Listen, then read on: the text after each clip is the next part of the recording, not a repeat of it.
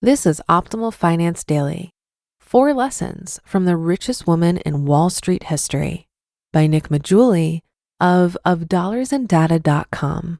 And I'm your host and personal finance enthusiast, Diana Merriam. Welcome back to Optimal Finance Daily, where I share some of the best personal finance blogs online with some of my commentary at the end. So with that, let's get right to it as we optimize your life. 4 lessons from the richest woman in Wall Street history by Maggiulli of dollarsandData.com. I know you've heard the names John D. Rockefeller, Andrew Carnegie, and J.P. Morgan. But what about Hetty Green? Hetty stood as the lone woman among the titans of the Gilded Age, and upon her death in 1916, she was worth $100 million. This sum was roughly equivalent to 1/500th of the US GNP at the time, placing her 36th on the list of the 100 wealthiest Americans ever, and the only woman in the top 100. For comparison, John D. Rockefeller, the richest person in US history, had a net worth of $1.4 billion in 1937, or 1/65th of the US GNP at the time. Though some of Hetty's fortune was inherited from a whaling enterprise run by her father, she was able to grow it through exceptional discipline in her financial life. She routinely lent money to banks and even bailed out New York City in 1898, and again in 1901 with loans of over $1 million. Hetty was frequently consulted for her business acumen, especially during times of financial panic. From her beginnings as the daughter of a whaling magnate to her demise as the richest woman in Wall Street history, here are 4 lessons we can all learn from Hetty Green. Number 1, frugality can be a blessing and a curse. Hetty's deepest personal finance lesson is also what made her famous, her extreme frugality. A woman who was worth tens of millions of dollars embraced none of the luxurious lifestyle that her counterparts became famous for during the Gilded Age. In fact, Hetty's lifestyle was about as far from opulent as I can imagine. When her clothes got soiled, Hetty only paid for the dirty spots to be cleaned. When she got sick, Hetty would put on a disguise and head to the F.I.R.E clinic. When it snowed, Hetty walked instead of hiring a private car. There's even an incredible story about how Hetty once spent hours looking for a 2-cent stamp she had misplaced after a long carriage ride. This extreme frugality was a financial blessing for Hetty because it allowed her to save money throughout her entire life. This is a tip I have preached over and over on Of Dollars and Data, because if you can't save money, your investment returns won't matter. However, Hetty's frugality did have consequences. She was given the nickname the Witch of Wall Street, and the Guinness Book of World Records referred to her as the world's greatest miser. This may be one of the reasons why she's less well known than her Gilded Age peers. More importantly, though, Hetty's frugality made her value money over time at great cost. There's a rumor that rather than seek immediate medical attention for her son's injured leg, she initially took him to a free clinic to save money.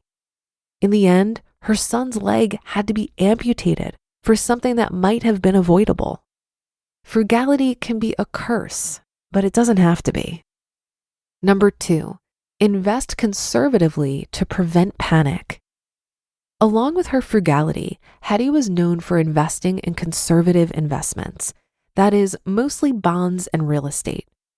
She purchased U.S. bonds from 1865 to 1867, a time when the Civil War was still fresh in the public's mind, and routinely provided loans to borrowers and kept the underlying land if they defaulted. By being conservative with her money, Hetty was able to weather panics and keep buying when everyone else was selling, especially at distressed prices. This is why I recommend a minimum allocation of 15% to bonds and at least 6 months of emergency savings for even the youngest and most risk-seeking investors. Prospect theory teaches us that losses feel twice as bad as gains feel good. So the extra return you get for owning more risky assets won't be worth the increased probability of panicking and selling at a loss. However, please consult a financial advisor to find what's right for you. Number 3, live life on your own terms. Though the first female-owned brokerage house was opened by Victoria Woodhull in 1870, women were not a part of the culture of Wall Street during Hetty's time in the late 1800s. However, this never stopped Hetty from living life on her own terms and holding her own in a world predominantly controlled by men. Hetty was once quoted saying, quote, "I always try to deal justly with everyone, but if anyone wants to fight me, I'll give him all the fight he wants." End quote. This helps explain why Hetty may not have been well liked, but it also explains how she didn't let anyone push her around or influence her financial decisions. Hetty's example provides an incredible lesson for your finances. Invest on your own terms. Your finances are unique, so there's no reason why they should be like anyone else's. Remembering this truism will prevent you from chasing the next hot stock or asset class and making financial mistakes. You should have a personalized financial plan and you should stick to it. And number 4, donate quietly. Despite her reputation as a cheapskate, Hetty could be generous with her money at times, but not in a public way. She was known for lending money below market rates to help those in need and gave money to families on occasion. Could she have been more generous? Of course. However, her generosity was private and 100% real. She never wanted recognition for her good deeds, which is a lesson for us all. There are times when large donations can inspire others to donate as well. However, don't do something just to virtue signal. Donate quietly. It all goes back in the box. In the end, Hetty Green will go down as one of the best wealth managers in history. She knew how to invest and played her financial cards right throughout her life. Unfortunately, when Sylvia Green, Hetty's daughter, died on February 4th, 1951, roughly 35 years after Hetty, her estate was scattered amongst over 150 different individuals and institutions because there were no heirs to the family fortune. In a cruel sense of irony, the money Hetty had spent her entire life building and protecting ended up in the hands of institutions that Hetty would have despised. In this unexpected outcome, there's an important lesson that even Hetty never learned. No matter how much money you acquire in life, you can't take it with you. No matter how hard you work, no matter how much you save, one day it will all end. As one of my favorite speeches about getting rich concludes, it all goes back in the box. You just listened to the post titled 4 Lessons from the Richest Woman in Wall Street History by Nick Maggiulli of dollarsandData.com.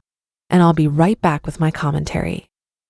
Hetty's story reminds me that just because you have money doesn't mean you enjoy the emotional benefits of having money. It sounds to me that Hetty had a real scarcity mindset when it came to her money. It reminds me of some people in the F.I.R.E community who are millionaires but feel nothing but fear. It seems like complete madness to me. If you've accumulated enough money to satisfy all of your wants and needs, why wouldn't you look at your accounts and net worth and feel a sense of peace? We all think that we'll feel better once we have more money. We believe if we hoard enough money and hit a target net worth number, it'll make us feel safe. I believe we're asking our money to do way more emotional labor than it's capable of.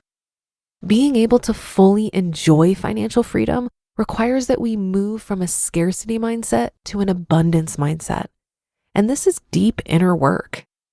If you'd like to hear more from me on this topic, I did a 20-minute speech on it at a Camp F.I.R.E event in California. The video is available on the Camp F.I.R.E YouTube channel. and it's called Unlocking the Abundance Mindset. But that should do it for today. Have a happy rest of your day, and I'll see you for the Monday show tomorrow, where your optimal life awaits.